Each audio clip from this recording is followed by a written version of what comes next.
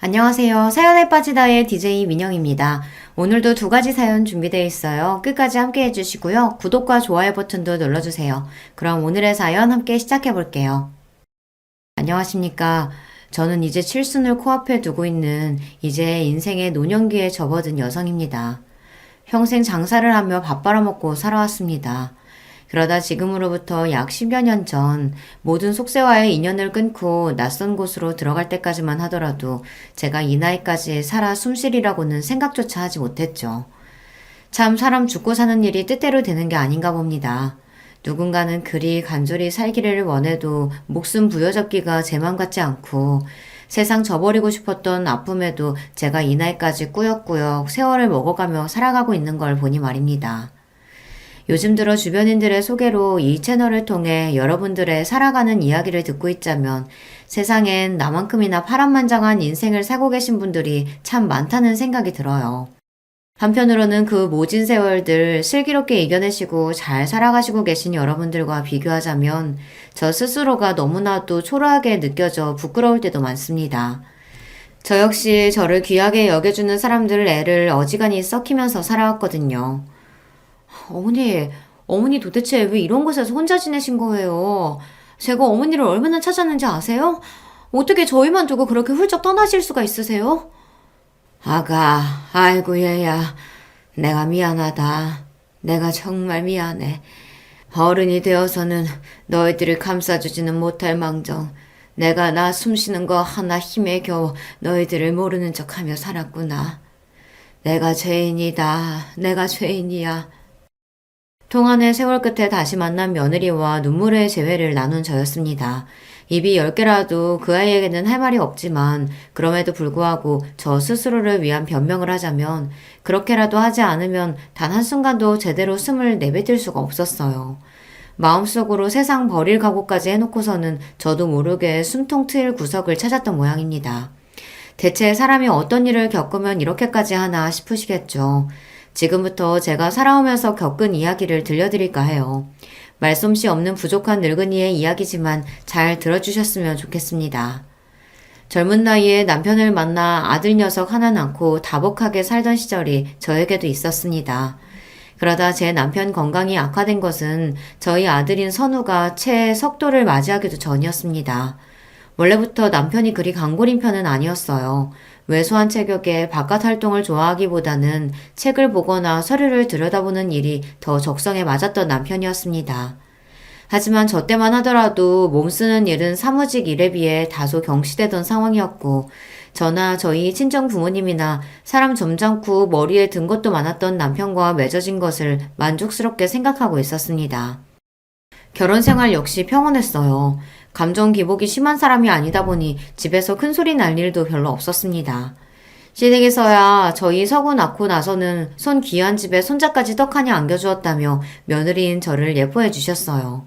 덕분에 감사하게도 시집살이 역시 모르고 살았습니다. 제 비슷한 또래의 여자들이 시어머니 시집살이에 마음고생을 적잖이 하는 사람들이 많다는 걸 생각해보면 저는 여러모로 운이 좋은 편이었어요. 비록 그런 시부모님께서도 저희 결혼한 지 얼마 되지 않아 차례로 지병으로 일찍 떠나고 마셨지만 말입니다. 결혼을 하기는 했지만 저희 나이대와 지금보다 훨씬 일찍 결혼했잖아요. 짧은 시간 안에 양친을 모두 잃은 남편의 상심 역시 컸습니다. 이 나이 먹고 우리 서구 아버지가 되었는데도 부모를 잃는다는 건 참 가슴이 휑하니 비는 기분이야. 항상 부모님께 심적으로 의지를 많이 했지만 나도 이 정도까지일 줄은 몰랐어. 그러게 말이에요. 두 분 다 참 좋으신 분이셨는데 우리 서구 커서 장가가는 것까지 봐주셨으면 얼마나 좋으셨을까. 저 역시 그런 남편을 진심으로 안타까워했습니다. 제 남편에게 따스하고 정 많은 성정을 물려주신 만큼 제게도 정을 많이 주신 시부모님이셨으니까요. 초저녁부터 꾸벅꾸벅 졸고 있는 서구를 바라보며 남편이 다짐했습니다. 나는 나중에 우리 서구가 젊은 나이에 이런 상실감 느끼지 않도록 정말이지 오래오래 우리 아들 곁에 있어줘야겠어. 버팀목이 될 수 있는 부모로 오래 곁을 지켜주는 것도 부모된 도리로서 자식에게 해줘야 할 일인 것 같아.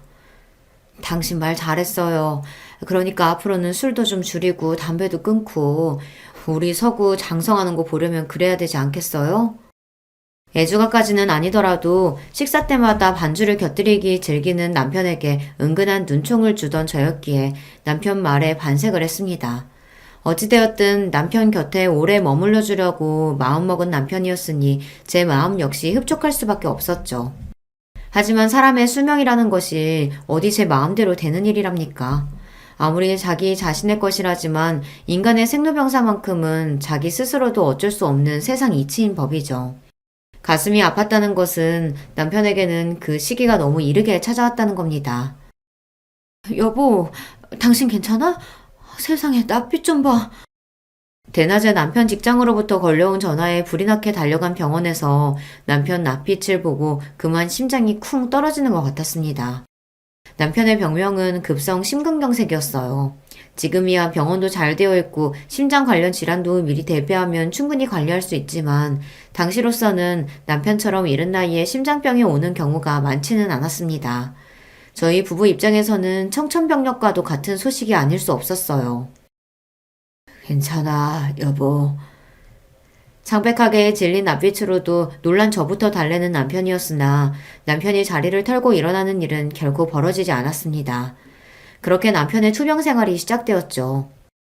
내가 당신 애를 너무 먹인다. 남편이 돼서 아내한테 의지가 되어주지 못할 망정 이렇게 짐이 되니 내가 정말 미안해 여보. 도대체 무슨 소리라는 거야. 부부끼리 그런 말이 어딨어. 그런 말 할 시간에 더 힘내서 밥이라도 한술 더 뜨고 나랑 살살 산책도 다니고, 응? 정말이지 혼신의 힘을 다해 간병에 제 모든 열의를 쏟았습니다만 남편의 병세는 좋아질 기색을 보이지 않았어요. 슬슬 말문이 트여가고 있던 저희 아들 서구의 기억 속에 남아있는 아버지 모습은 항상 병상에 드러누워 있는 모습이었습니다. 서구야, 아버지가 건강하지 못해서 함께 놀아주지도 못하고 미안해. 우리 아들. 아니에요. 괜찮아요. 제 아버지가 어떤 심정으로 그 말을 하는지 이해하기에 아들은 너무 아직 어렸습니다. 그럼에도 순하게 대답하는 모양새가 저희 아버지 판박이었어요. 그런 부자의 모습을 바라보면서 마음 한켠이 시큰해졌습니다. 남편과 이별할 시간이 가까워졌음을 본능적으로 깨달을 수 있었어요. 그렇게 아들이 5살을 겨우 넘겼을 때 남편은 세상을 떠나고 말았습니다. 벌써 오랜 시간 이별을 준비해온 저희 부부였으나 막상 남편이 떠나고 나니 그런 준비는 제게 전혀 마음의 위로가 되지 못했어요.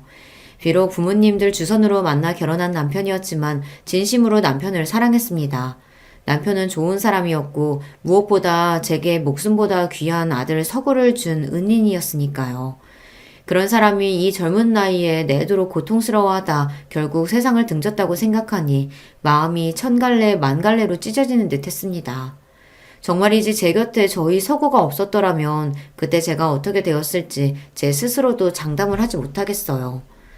남편이 이 세상에 없는 사람이 되어도 그래서 더는 살고 싶지 않은 마음에도 불구하고 때가 되면 자식 새끼 입에 밥 물려줘야 하고 해지면 잠 재워야 했어요. 엄밀한 그런 거였습니다. 나 힘들다고 내 자식까지 내놓을 순 없는 노릇이었어요. 그나마 다행이었던 건 시부모님이나 남편이나 저희 모자에게 남겨준 재산이 적은 편은 아니었다는 겁니다. 물론 그 돈으로 저희 모자가 평생 놀고 먹을 정도까지는 아니었지만 적어도 우리 서구 잘 키울 수 있도록 기반을 다지는 데에는 부족함이 없는 액수였어요. 이제는 제법 종알종알 말이 많아져 어린이 티가 나는 아들 녀석을 친정에다 맡기고 제 가게를 꾸리기 시작한 것 또한 그 무렵이었습니다. 남편을 떠나보내고 제가 처음 시작한 일은 바로 만두 가게였습니다. 제가 저녁적부터 만두는 기똥차게 잘 빚었거든요. 저희 친정어머니께서도 만두만큼은 내가 네 솜씨 못 따라간다고 하시며 극찬해 주셨던 만두였습니다. 저 역시 다른 건 몰라도 만두는 자신 있었어요. 가게 시작하기 전에도 제 만두 맛보신 지인분들이 서구 엄마 만두 장사하면 대박 날 거라고 엄지손가락을 치켜 올려주시곤 했으니까요. 비록 나 당신 절대 고생 안 시킨다며 식당 이야기가 나올 때마다 말도 못 꺼내게 하는 남편 말 앞에서 번번이 가로막혔지만 말입니다. 그런 남편이 떠나고 없으니 이젠 저 살림만 하게 해주겠다며 붙잡을 사람도 없었어요. 그런 남편이 그리운 마음이야 가실 줄은 몰랐으나 산 사람은 살아야 한다는 잔인한 삶의 진실 앞에 저 역시 변해야만 했습니다. 만두 맛도 맛이었지만 젊은 나이에 외아들 하나 남기고 세상 떠난 남편과 그리 남편 보내고 홀로 남은 저를 가엾게 여겨주신 지인분들께서 주변에 열심히 영업을 해주시는 덕분에 만두 가게 장사는 제법 잘 되었습니다. 처음에는 가게 규모도 작고 어찌되었든 저 혼자 으쌰으쌰 끓여가던 만두 가게 손님이 늘어나면서 저 혼자로는 도저히 감당되지 않을 지경이 될 정도로 말이죠. 그렇게 만두 가게 연 지 채 3년도 되지 않아 제 밑에 직원들까지 두게 되면서 만두 가게를 증축해 이전하게 되었어요. 당초 만두 가게를 시작할 때 제 예상보다도 더 큰 성과였습니다. 그러는 와중에도 아들 녀석은 무럭무럭 자라났어요. 비록 어린 나이에 아버지를 잃기는 했지만 저 장사하는 동안 사랑으로 아이를 돌봐주신 저희 친정부모님 덕분에 구김살 하나 없이 자란 명랑한 아이였습니다. 저야 장사로 늘 바쁘니 아이 깨기 전에 나갔다가 깜깜한 밤 아이가 잠든 모습을 겨우 보고 쓰러져 잠드는 경우가 많았죠. 저 녀석 잘 키우겠다고 하는 고생인데 막상 자식 새끼 크는 것도 제대로 못 보고 이 귀한 시절 지나가고 있다고 생각하자 가끔은 허무한 마음이 들 때도 있었습니다. 하지만 아무리 저희 가게가 형편이 좋고 도와주시는 어른들까지 계셔 다른 아이 혼자 키우는 어머님들에 비해 상황이 좋다고는 해도 여자 혼자 아이 키우는 게 쉬운 일이 아닌 건 변함없었습니다. 가끔 혼자서 이 모든 것을 건사해야 한다는 버거움에 힘겨워 베개에 얼굴을 콱 묻고 숨죽여 우는 일도 적지 않았습니다. 그럴 때마다 잠든 아들 녀석 얼굴 한 번 더 보면서 정신 똑바로 차려야지 하고 마음을 다잡았죠. 그런 엄미 마음고생이나마 적게 하라고 그랬던 건지 아들 녀석은 사고 한 번 치지 않고 착하고 성실하게 자라주었어요. 시키지 않아도 공부도 곧잘 했어요. 여러모로 제 아버지를 참 많이 닮은 아이였습니다. 그게 참 뿌듯하기도 하면서 한편으로는 걱정스러운 마음도 있었어요. 제 남편이 워낙 젊은 나이에 세상을 떴잖아요. 저희 친정부모님께서 갖고의 노력으로 아이 튼튼하게 키우려고 온갖 좋은 것들 먹이고 신경을 쓰셨기에 아이가 약한 것까지는 아니지만 그렇다고 아주 튼튼한 편도 아니었어요. 왜 조부모가 그리 신경을 써도 철마다 감기 한 번씩은 꼭 앓고 지나갔습니다. 그럴 때마다 병든 닭 마냥 꾸벅꾸벅 졸고 있는 아들 녀석 모습을 보고 있자면 이 녀석도 어디 약한 곳이라도 있으면 어쩌나 하는 노파심에 불안한 마음이 있었어요. 자라보고 놀란 가슴 소뚜껑 보고도 놀란다고 하잖아요. 그런데 병으로 일찍 남편 보낸 어미의 심정이니 오죽했겠습니까? 그래서 어릴 적부터 몸에 좋다는 보약이며 건강식들 거르지 않고 열심히 챙겨 먹였어요. 그게 효과를 봤는지 고등학교 졸업할 무렵에는 제법 생기 있는 청년의 외향을 가지게 된 아들이었습니다. 저리 아들 잘 챙겨 먹이며 어엿한 청년으로 성장시켜준 고마운 제 만두가게 역시 여전히 잘 꾸려나가고 있었습니다. 그 사이에 가게 규모는 더욱 커져서 이제 분점도 여러 생겼어요. 전국적인 규모로 커진 것까지는 아니었습니다만 그래도 저희 지역에서는 저희 만두가게 이름을 대면 대부분 할 정도로 인지도가 높아졌습니다. 자식 새끼 잘 키워보겠다고 시작한 만두가게 덕분에 여러 분점을 거느린 사장님 소리까지 듣게 된 거죠. 저한테는 참 고마운 만두가게였습니다. 바빠서 여서 크는 동안 신경도 많이 써주지 못하고 내도록 만두가게에 매달려 있는 엄마이니 서운할 수도 있었건만 단 한 번도 제게 그런 티를 내지 않은 아들이었습니다. 심지어 주말에는 짬을 내서 찾아와 제 엄마 돕겠다고 만두가게에서 일손을 거들기까지 했어요. 공부하느라 바쁜데 주말이라도 좀 쉬어야지 뭐 한다고 또 나왔어. 그러는 엄마는 휴일도 없이 일하면서 나야 여기서 일하면 엄마 얼굴도 오래 보고 맛있는 만두도 얻어먹고 좋죠 뭐. 말 한마디도 어쩜 저렇게 다정하게 하는지. 엄마가 많이 신경 써주지 못했음에도 자기 아버지 닮은 다정하고 심성 고운 사람으로 자라준 것 같아 아들에게 고마운 마음이었습니다. 특히 며칠 전에 저같이 요식업으로 사업 키운 지인 모임에 갔다가 음식 장사하는 부모 부끄럽게 생각하는 자식 때문에 마음고생하는 이야기를 들었던 차였어요. 저런 아들의 효도가 더욱 기껍게 느껴졌습니다. 부모가 갖은 고생해가며 음식 팔아 자식 편하게 살게 해줬는데 고마운 줄 모르는 녀석들도 꽤 많더라고요. 그런 녀석들하고 비교하자면 저희 아들은 선녀였습니다. 가끔은 한 번을 엄마 속 썩이지 않고 반듯하게만 자라준 아들이 고민거리가 있어도 막상 제게 이야기를 하지 못하는 건 아닐까 염려스럽기도 했지만 그럼에도 착하고 공부 잘하고 무엇보다 건강하게 자라준 아들은 제 인생 가장 큰 자랑거리였어요. 녀석이 우수한 성적으로 대학에 갔을 때도 요즘 젊은이들이 그렇듯이 각고의 노력 끝에 좋은 직장에 취업을 했을 때도 마찬가지였습니다. 그 사이에 제게 누구보다 든든한 버팀목이 되어주시던 친정부모님께서도 차례로 세상을 뜨시고 이제 정말이지 이 하늘 아래 제 피부치라고는 아들 녀석 하나뿐이었습니다. 아들은 제 전생을 통틀어 가장 소중한 존재이자 삶의 이유였어요.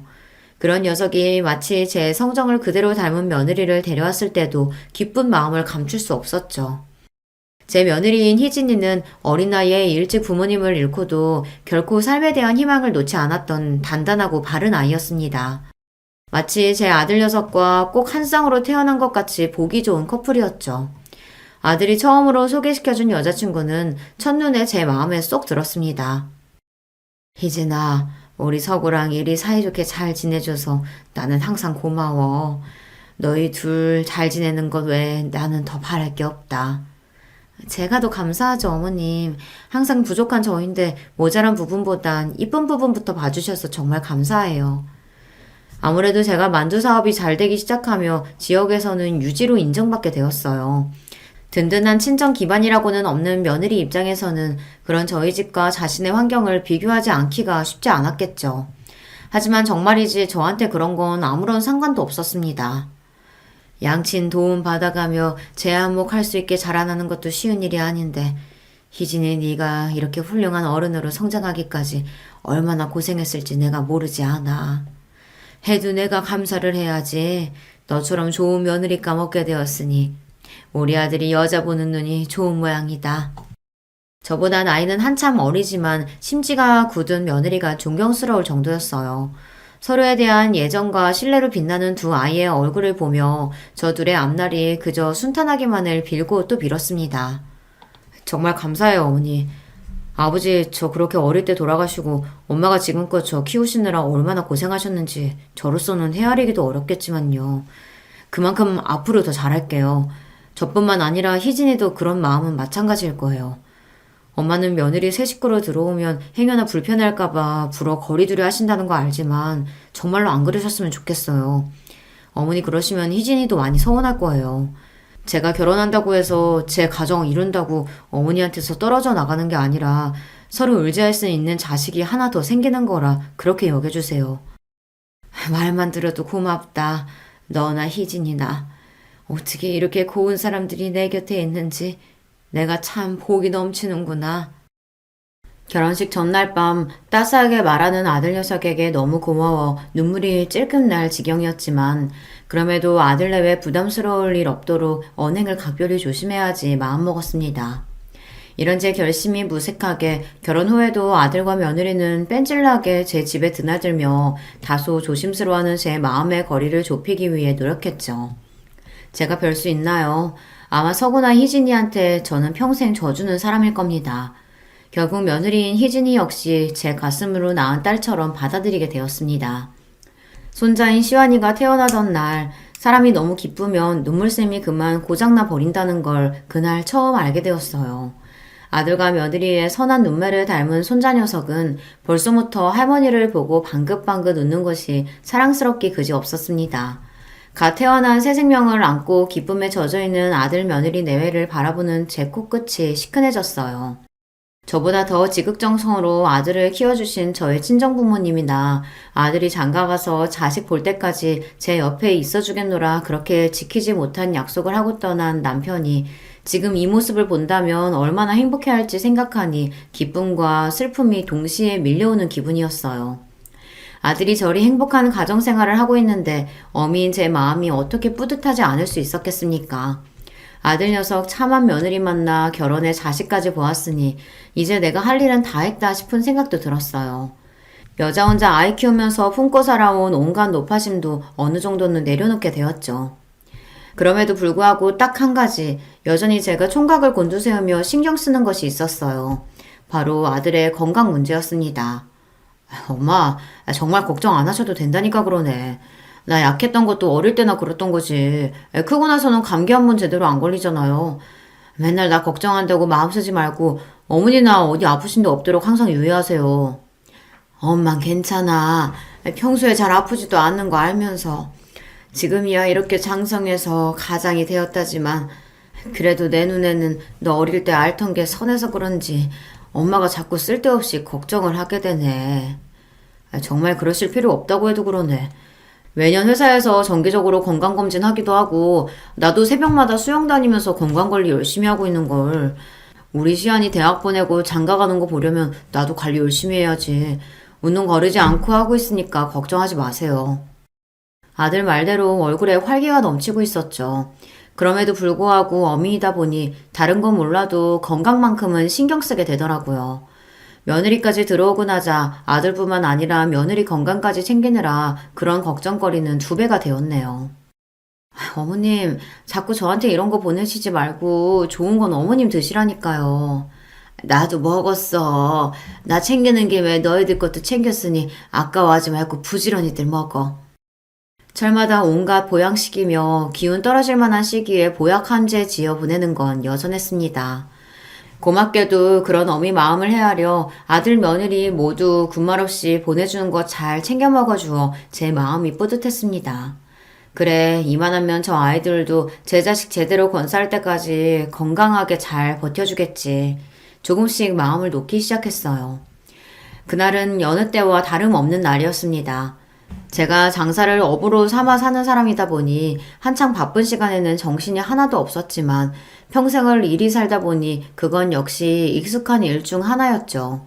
그렇게 가장 바쁜 일을 해결하고는 이제는 그 수가 더 늘어난 직원들에게 나머지 일을 맡기고 집으로 향하는 중이었습니다. 아직 직장에서 열심히 일할 시간인 아들에게 전화가 왔어요.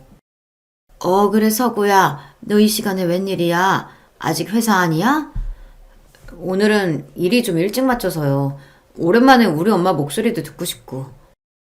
자주 저를 들여다보며 살뜰하게 저를 챙기던 아들 며느리가 회사 일이 바빠졌다며 제대로 얼굴을 보지 못한 지 벌써 보름 가까이 되어가고 있었어요.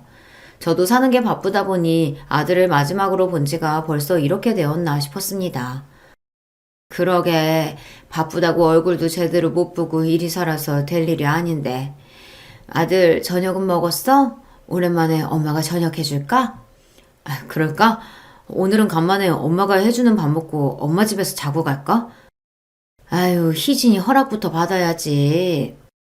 그렇게 말하면서도 내심 오랜만에 제 집에서 자고 가겠다는 아들 말에 설레기 시작했습니다.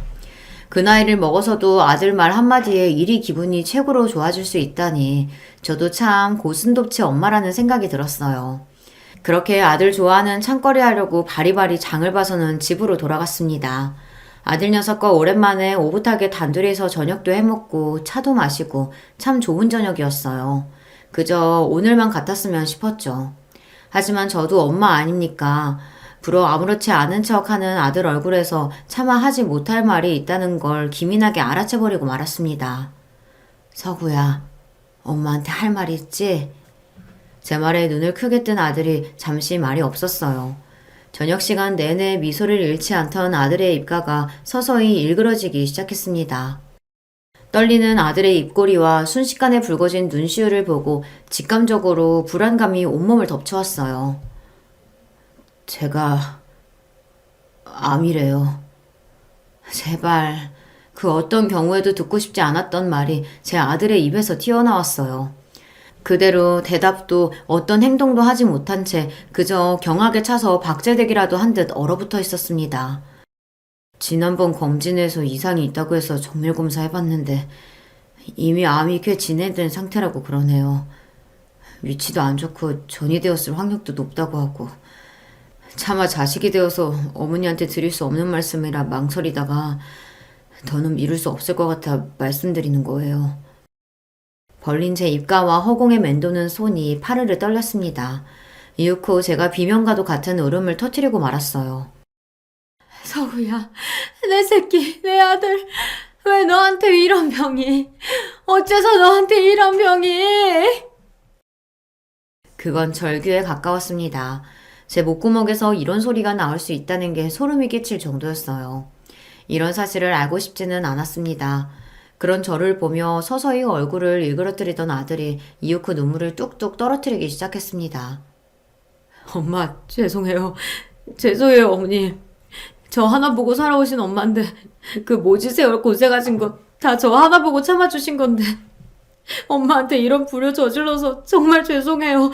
엄마, 죄송해요. 그러면서 마치 어린아이처럼 엉엉 울며 제게 사죄하는 아들이었어요. 그 모습을 보며 심장을 쥐어뜯기는 기분이었습니다. 아직 초등학교도 들어가지 못한 어린 자식의 나이도 젊은 제게 찾아온 악마 같은 병에 공포를 느끼고 있을 아들이었습니다. 그럼에도 불구하고 차마 제 어미 앞에서는 죽음에 대한 두려움을 티도 내지 못하고 그저 죄인처럼 제 앞에 고개를 숙이고 있었어요. 저는 누구인지도 모를 존재에게 저주를 퍼부었다, 애원을 했다. 도저히 제정신을 붙들고 있을 수가 없었습니다. 이런 병 줄 거면 저한테 주시지. 그 어떤 고통이라도 달게 받을 테니 내 새끼가 아니라 차라리 날 아프게 하시지. 제발, 제발 그 고통 제가 다 떠안게 해주세요. 제발. 그렇게 아들을 품에 얼싸안고 혹여 품에서 놓치기라도 할세라 안간힘을 주어 아들을 꼭 끌어안았습니다. 당장이라도 누군가 제 품에서 제 아들을 뺏어갈 것 같은 생각에 공포에 질려 있었어요. 치료받으면 돼. 요새 을술이 얼마나 좋은데 이 어미가 무슨 짓을 하서라도 너 잘못되지 않도록 뭐든 할 거야. 악마한테 영혼을 팔아서라도 너 살릴 거야. 그러니까 울지 마. 울지 마, 서구야. 그렇게 말하면서도 시시때때로 엄습하는 두려움에 잡아먹힐 것만 같았습니다. 자식을 잃을지도 모른다는 공포는 차마 형용할 수 없을 정도로 끔찍하고 잔혹한 것이었습니다. 제발 제게서 제 아들을 빼앗아가지 마시길 이 세상에 존재하는 모든 것에다 대고 빌고 또 빌었어요. 암 환자인 아들의 치료가 본격적으로 시작되었습니다. 역시 얼마나 많이 울었는지 토끼처럼 눈이 새빨개진 며느리였지만 어느 때보다도 굳건하고 담대한 표정을 짓고 있었습니다. 어미인 저보다도 훨씬 용감했던 며느리였어요. 그런 며느리 모습을 보니 저도 정신을 단단히 잡아야겠다는 마음을 굳게 먹었습니다. 항암 치료 중에서도 가장 큰 효과를 볼 수 있다는 건 추적 치료였으나 이미 전이 소견을 보인 아들한테는 할 수 없는 치료법이라고 하더라고요. 이미 최적의 치료 시기를 놓친 상태인 아들 때문에 하루하루 피가 바짝바짝 말라갔습니다. 평소에 건강관리에 소홀했던 아이도 아니고 정기적으로 검사를 했음에도 불구하고 사태가 이 지경까지 온 건 아들이 젊은 암 환자였다는 것도 한몫했습니다.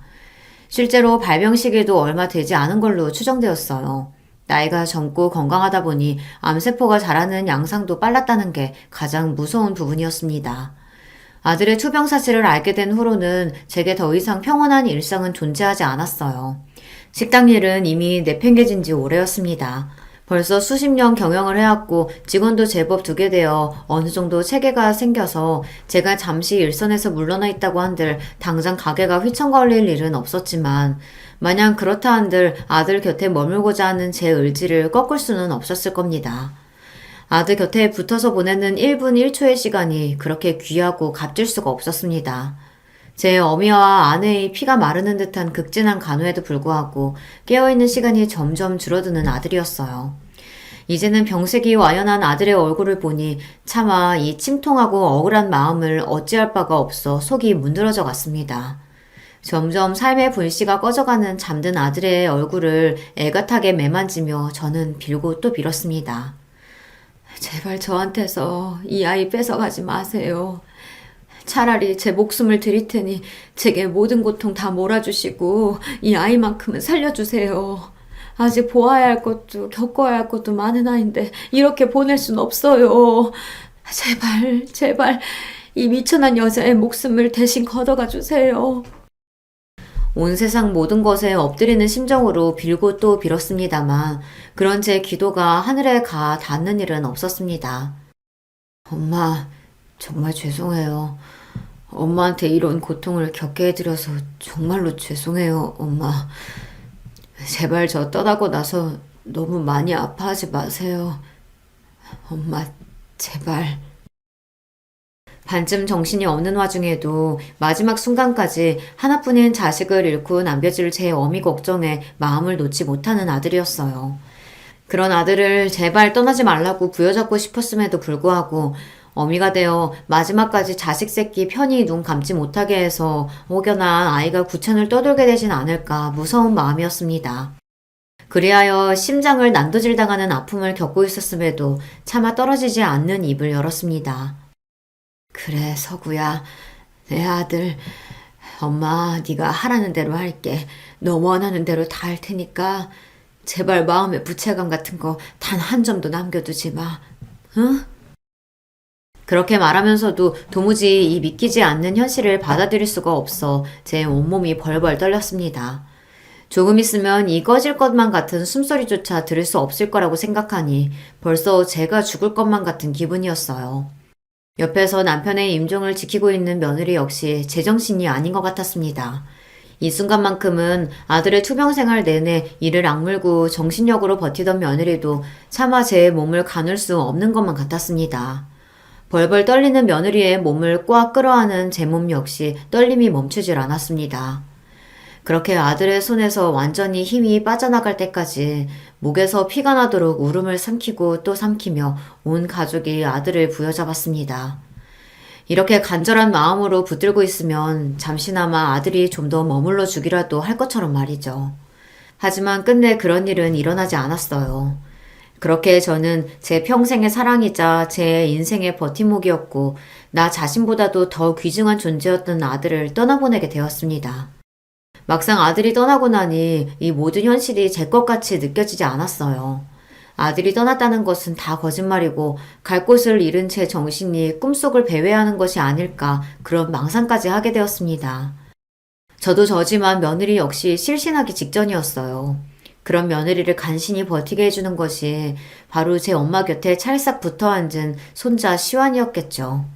제가 남편을 잃고 혼자 남겨졌을 때 제 아들 서구 때문에 간신히 목숨을 지켜낸 것처럼 그때의 며느리도 그럴 거였습니다.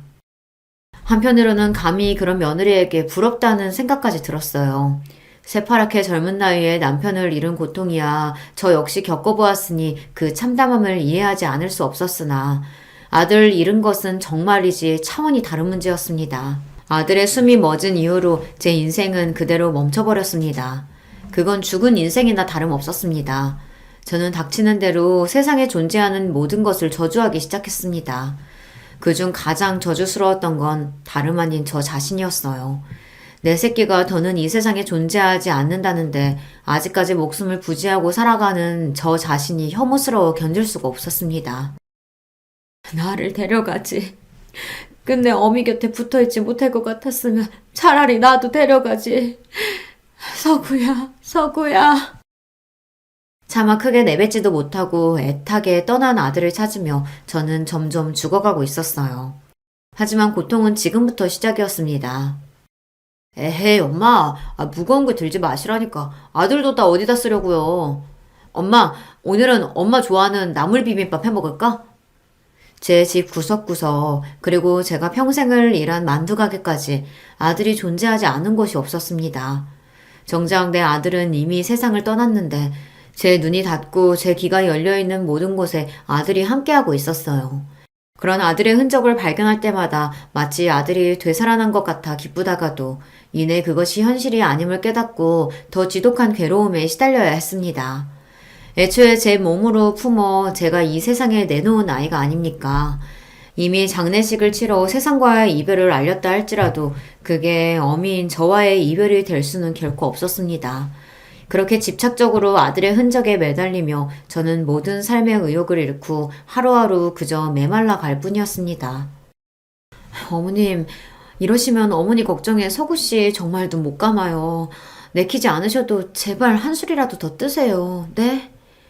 자기도 남편 잃고 숨쉬는 매 순간이 괴로울 텐데 자식 잃고 사람꼴이 아닌 시어머니를 살려보겠다고 발을 동동 구르는 가여운 며느리였습니다.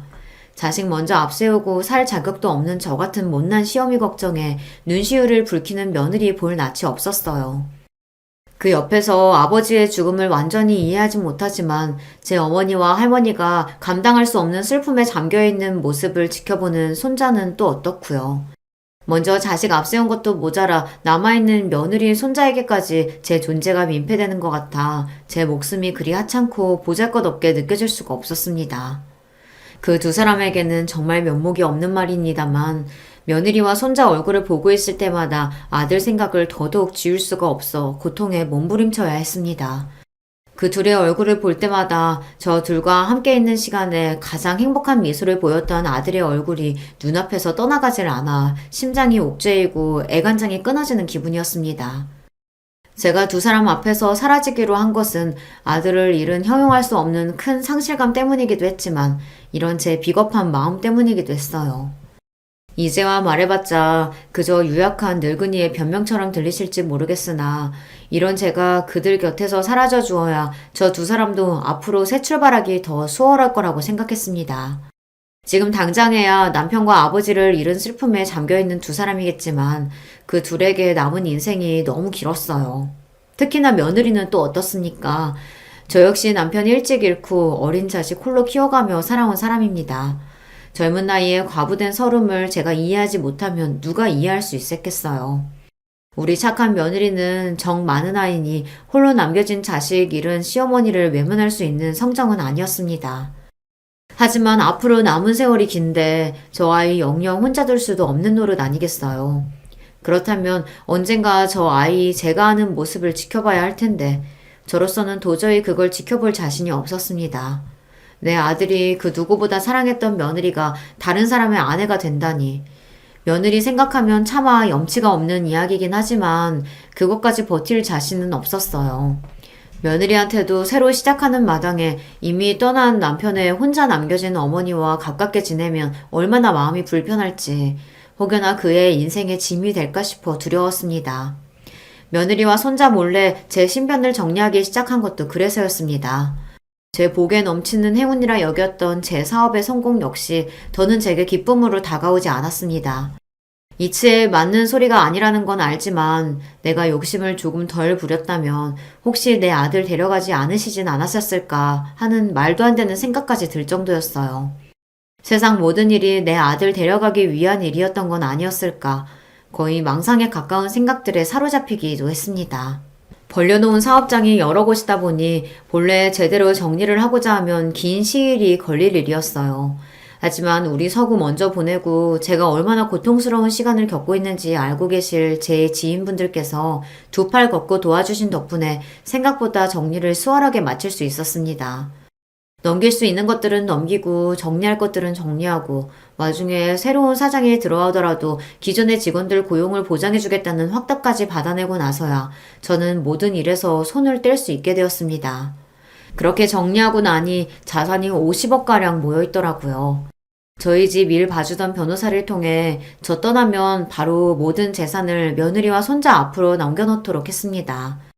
못난 시어미는 차마 이 버거운 현실을 견딜 수 없어 너희들 앞에서 사라지지만 그럼에도 남겨준 이 재산이 그 아이들 앞길에 조금이나마 고통을 덜어주기를 부디 내 사랑하는 며느리와 손자가 편히 살 수 있게 되기만을 바라고 또 바랬습니다.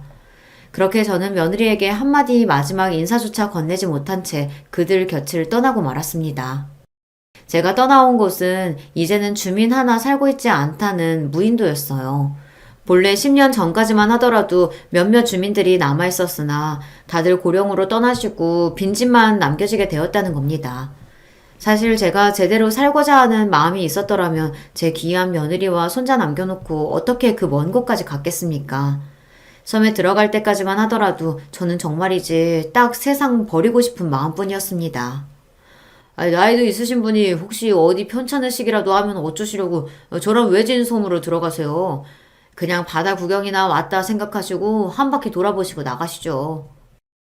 저를 섬까지 데려다 주신 선장님께서 걱정스러운 얼굴로 저를 바라보며 말씀하셨어요. 그 말을 듣자 그래도 저 섬에서 그냥 쓰러져 버리는 것도 나쁘지 않겠다는 생각이 들었습니다.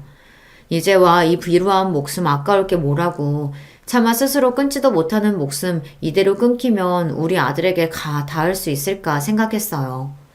세상 모든 수심이란 수심은 다 떠하는 듯 얼굴꼴이 말이 아닌 나이든 여자가 무인도로 가자는데 그분도 걱정을 안 하실 수 없었겠죠. 하지만 그런 낯선 이의 친절을 감사한 마음으로 받아들일 마음의 여유조차 없는 저였습니다.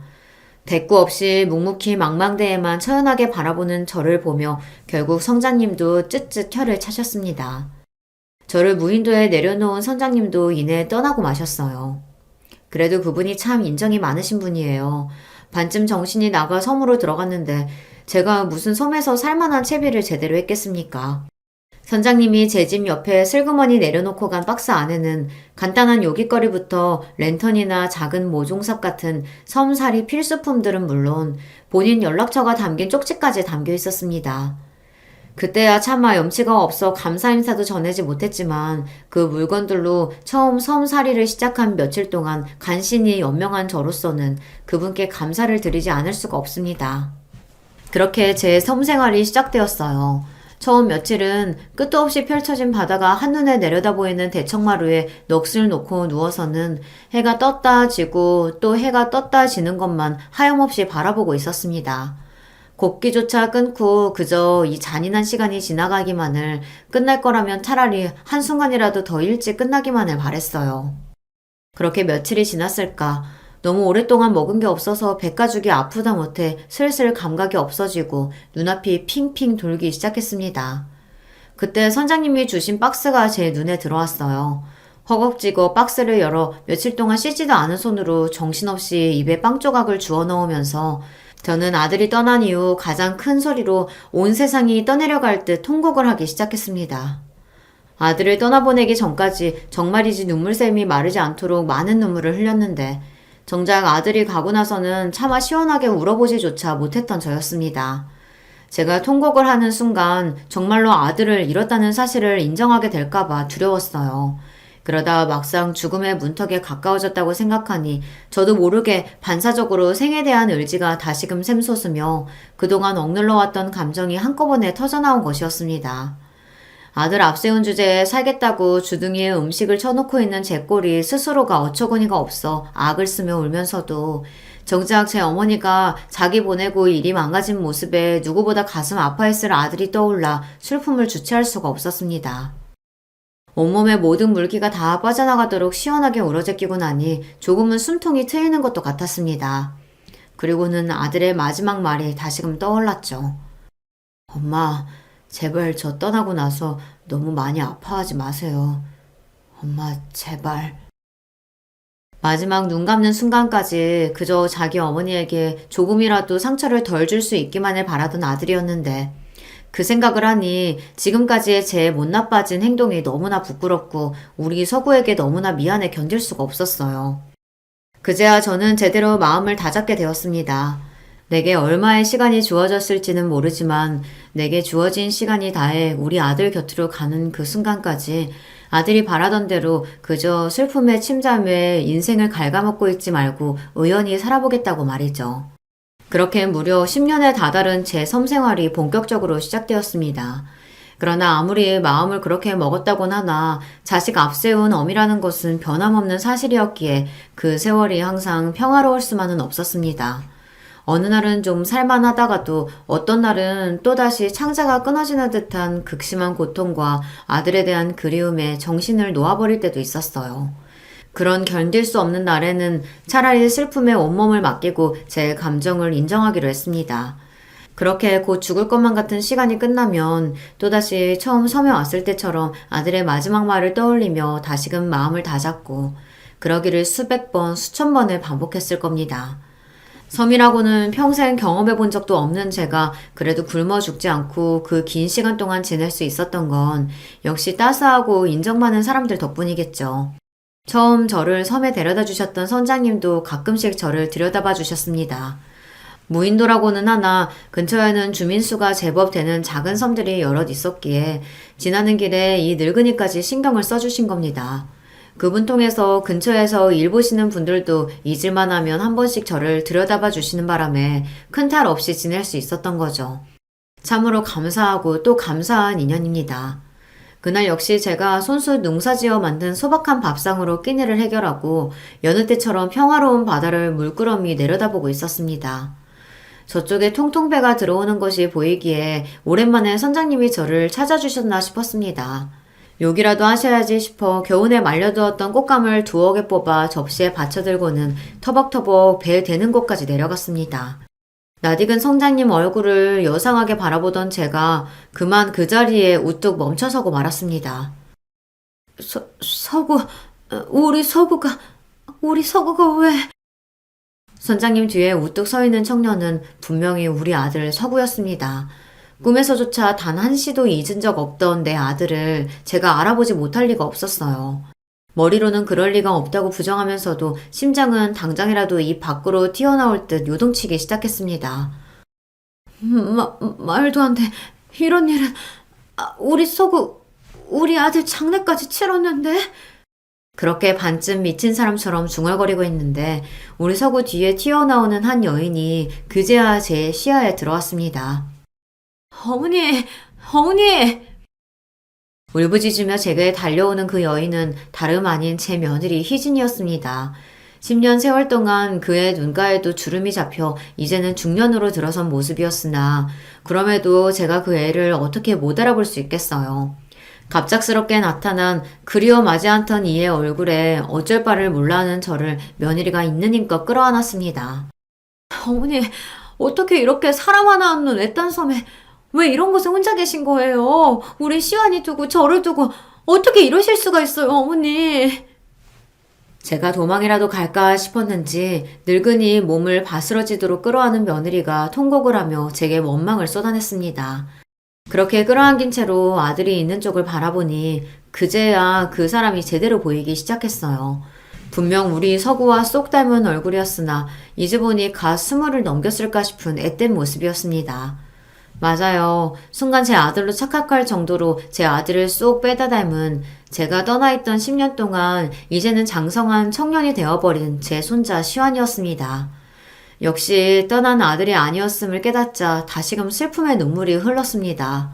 그러면서도 제가 사랑한 제 아들의 모습을 그대로 간직한 무려 10년 만에 만난 손자를 보자 샘솟는 사랑에 애틋한 마음이 넘쳐흐를 것만 같았습니다. 그렇게 며느리와 시간이 얼마나 흐른지도 모를 정도로 지난 세월의 회환과 그리움을 눈물로 쏟아내고서야 자초지정을 들을 수 있었어요. 어머니 사라지시고 제가 지금껏 전국에 수소문해보지 않은 곳이 없었어요. 차마 이 먼 무인도까지 들어오셨을 줄은 저 선장님 아니셨으면 영영 몰랐을 거예요. 애끓는 저희 사연을 곁에서 묵묵히 듣고 계시던 선장님이 말씀하셨어요.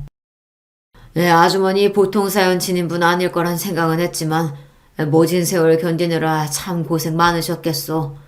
이제 며느리 마음고생 그만 시키고 손자랑 며느리 따라 올라가세요. 그 말에 제가 고개를 푹 숙였습니다. 무려 10년입니다.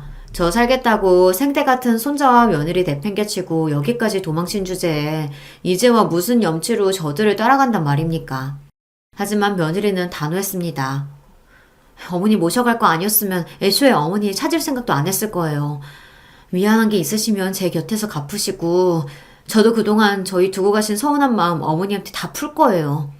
행여나 안 가시겠다는 말씀은 하실 생각도 마세요. 오랜만에 만나는 할머니라 어색해 쭈뼛대면서도 손자도 살포시 제 손을 잡으며 말했습니다. 할머니, 저랑 같이 살아요. 어릴 때 저 많이 예뻐해 주셨잖아요. 저도 할머니랑 같이 살고 싶어요. 네? 차마 염치가 없으면서도 제가 손자인 시완이 부탁을 거절할 수 있는 날은 결코 오지 않으리라는 걸 직감했습니다. 저 역시 이제는 떠난 우리 아들 서구가 남겨준 저 귀한 인연과 더는 떨어져 살고 싶지 않았습니다. 그렇게 저는 장장 10여 년의 섬생활을 마치고 며느리와 손자 손에 이끌려 다시금 아들과 함께 있던 그곳으로 돌아가게 되었습니다. 돌아간 그곳에는 여전히 아들의 흔적으로 넘쳐났어요. 하지만 이제 그것이 꼭 가슴을 찢는 아픔으로 느껴지지만은 않았습니다. 그곳은 제 아들과 제가 소중한 추억을 쌓은 공간이자 제 아들이 가장 사랑한 아내와 아들과 행복한 시간을 보낸 고마운 곳이니까요.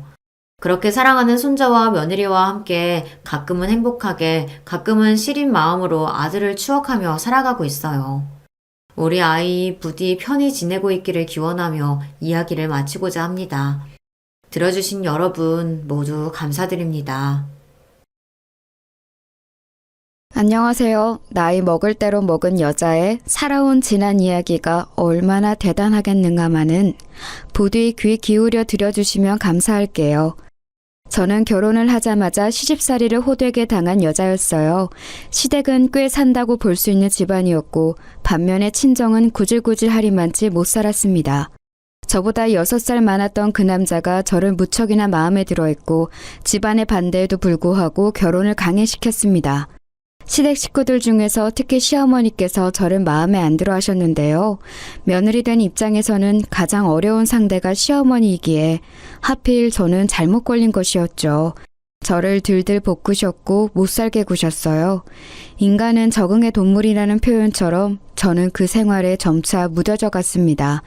가슴속에는 서러움 가득한 피멍이 들었지만 적어도 겉으로는 내색을 하지 않고 시어머니께서 뭐라고 하시든 네 하고 말 정도의 의연함을 갖추게 되었죠. 살다 보면 사라지는 게 결혼 생활이라고 여겼어요. 단 하나의 커다란 문제에 직면하기 전까지는 그랬네요. 가장 힘든 문제, 그것은 바로 제가 아들을 낳지 못했다는 것입니다. 저는 딸만 하나 낳았거든요. 낳는다는 게 기껏 꼴랑 딸년 하나 낳아놓고서 몸 아프다고 오만 유세 지랄을 다 떨더니 그 이후로는 임신도 안 하고 자빠졌네. 그래가지고 대관절 어느 세월에 우리 집 아내 대를 이을 떡두꺼비 아들을 낳을 거야? 뭐 이딴 게을러 빠진 것이 다 있어? 제가 둘째를 임신 못하는 상황을 두고 게을러 빠졌다고 욕을 하신 시어머니. 지금 생각하면 그 지독한 압박감과 스트레스 때문에 임신이 계속 안 되었던 거라고 판단이 됩니다. 하지만 그때는 그런 걸 재고 따져볼 여유 따위가 없었네요. 그저 아들을 낳지 못한 죄인이었을 뿐이에요. 그나마 다행인 게 있었다면 제 딸 미향이가 영특했으며 공부를 꽤 잘하는 아이였다는 겁니다. 또래보다 확실히 똑부러지고 머리가 좋아서 저를 웃음 짓게 만드는 존재였죠. 남편이 시댁 집안 전체에서 가장 머리가 좋다고 볼 수 있는 사람이었어요. 유일하게 가방끈이 길기도 했고요. 아마도 그런 남편의 머리를 제 딸이 물려받은 듯 싶었습니다. 그건 저만의 추측이 아니었는지 시어머니를 비롯한 오만 10대 식구들이 전부 제 딸 미양이가 똑똑한 건 친탁을 해서이며 외탁은 전혀 안 한 거라고 입을 모았어요. 제 공은 전혀 없다는 걸 말하고 싶었던 거였겠죠. 머리는 몰라도 외모는 분명히 저를 더 닮은 미양이었는데 그 점을 아무도 짚어주지 않았습니다. 그리고 제가 믿고 의지하려던 남편은 저에게 배신을 안겨주었어요. 바람이 난 것이었습니다. 저보다 3살 어린 여자였고 집안 형편 또한 저보다 좀 더 나았어요. 술에 취해서 귀가를 한 남편이 잠꼬대로 웬 낯선 여자의 이름을 불렀을 때 바로 그때부터 저의 슬픈 의심이 시작됐었는데 아니라고 믿었건만 결국은 바람이 맞았습니다. 그 이름의 여자와 바람이 난 것이었고 둘이 나란히 팔짱을 끼고 걸어가다가 저를 딱 마주치고 말았어요. 저는 동네에서 제법 친하게 지냈던 애기 엄마가 다른 동네로 이사를 가서 한번 놀러 오라고 초대를 해주었기에 그 동네에 가본 것이었어요. 그랬다가 운명처럼 남편의 바람 현장을 목격한 것입니다. 만약에 저 혼자였다면 남편이 네가 잘못 봤다며 발뺌을 했을지 어땠을지 모르겠어요.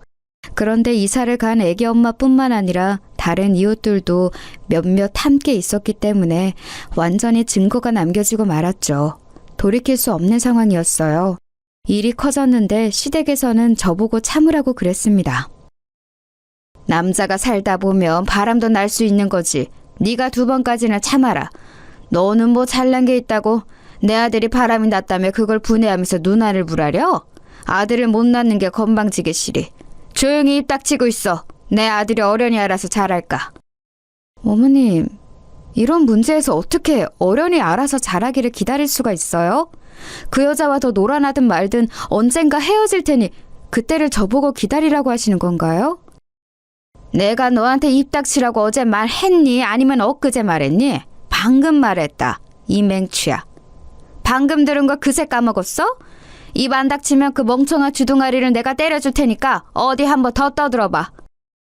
시어머니의 기세에 너는 움츠러들었고 시아버지를 비롯한 그 어떤 시댁 식구들도 제 편을 들어주지 않았습니다.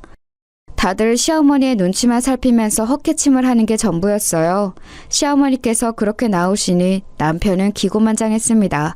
이제는 아예 대놓고 뻔뻔스레 바람 행각을 이어갔어요. 자연스레 제 딸 미양이도 자기 아빠가 바람이 났다는 것을 알게 되었고요. 남편이라는 작자가 숨길 생각이 없으니 미양이가 끝내 모르게 하는 건 불가능했어요. 제 소중한 딸에게 이딴 꼴을 보게 하여서 너무나도 미안했습니다. 힘이 없는 엄마라서 이것 또한 미안했죠. 미양이를 위해서라도 제가 계속 이렇게 바보처럼 참고 인내하며 그저 모든 상황이 다 지나가기를 바라는 것은 아니라는 생각이 점차 들기 시작했어요.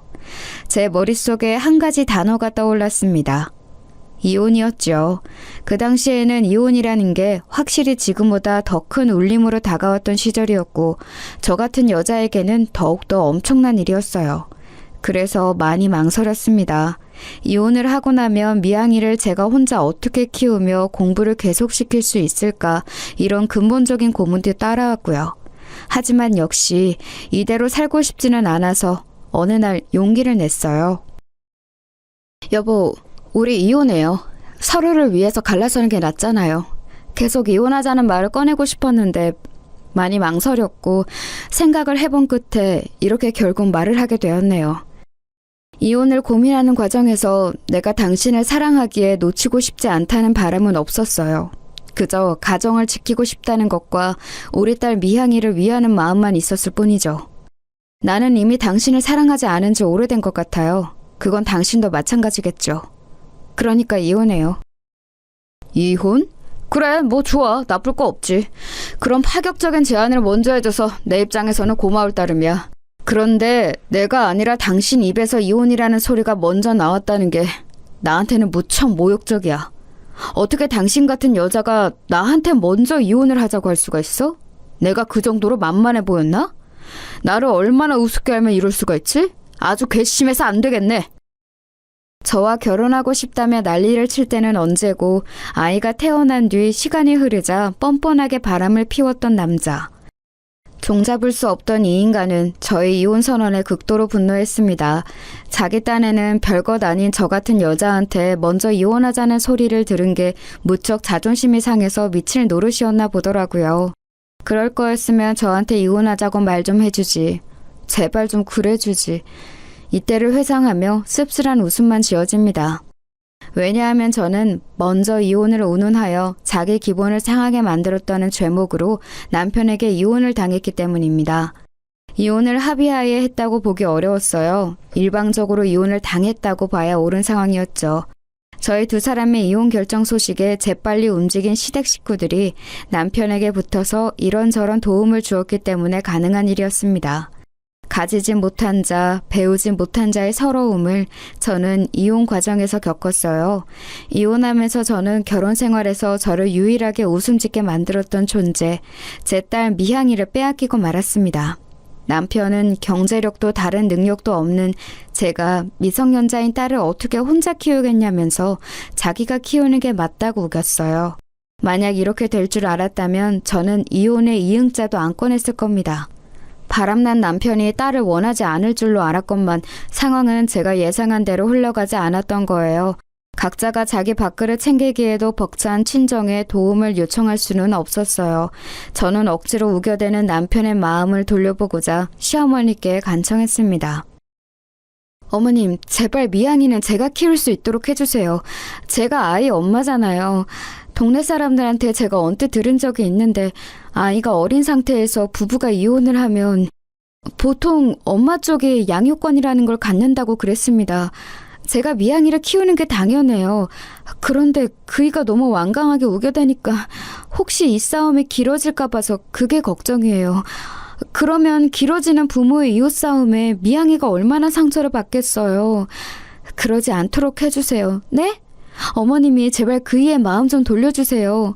어머님도 그이가 새 출발하기를 원하시잖아요. 다 알고 있어요.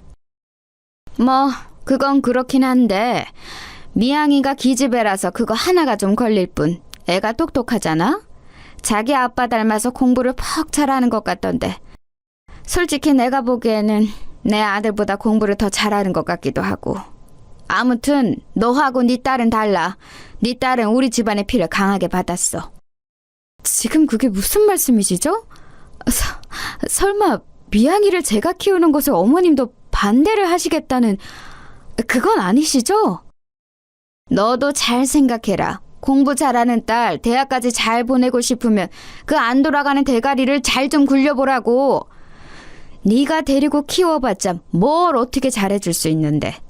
애가 공부하다가 모르는 게 있다고 물어보면 대답을 해줄 수 있기를 해. 아니면 그런 궁금증 싹 다 가시게 해줄 좋은 학원을 여러 군데 보내줄 수 있기를 해. 하나밖에 없는 딸 자식 앞길 망치지 말고 생각 잘하는 게 좋을 거야. 나도 솔직히 내 아들이 애 딸린 이혼남 되는 거 싫은데 내 소녀에 대한 일망의 정, 안타까움 이런 게 있어서 하는 소리야. 미양이 입장에서는 너랑 사는 게 장기적으로 독이야. 독! 그것도 맹독! 그야말로 청천벽력이었습니다. 그 소리를 듣는 순간 억장이 무너지더라고요. 저와 같이 살다가 꼭 저처럼 구질구질한 인생을 살게 되는 미양이의 미래가 눈앞에 그려졌고 저는 좌절감에 털썩 주저앉고 말았습니다. 시어머니께서는 그런 저에게 혀를 끌끌 차신 뒤 냉정하게 돌아서셨죠. 그게 제가 시댁에 갔던 마지막 날이었고 시어머니를 마지막으로 뵌 자리였습니다. 터덜터덜 집까지 그 먼 거리를 걸어가면서 저는 생각하고 또 생각했어요. 무엇이 제 딸을 위한 길일까 한참을 생각해본 끝에 제 욕심을 접기로 했습니다. 제 주제에 딸을 데려가 혼자 키우려고 했던 것은 순전히 제 욕심에 지나지 않았음을 인정하였죠. 저는 남편에게 앞으로 미양이를 잘 키워달라고 당부했습니다. 지금까지보다 더 아껴주고 위해달라고 하였고 남편은 제가 미양이를 멋대로 찾아오지 않고 제 인생만 조용히 산다면 제멋집 딸내미 부럽지 않게 잘 키우겠다고 했어요. 저는 그러겠노라 약속하였죠.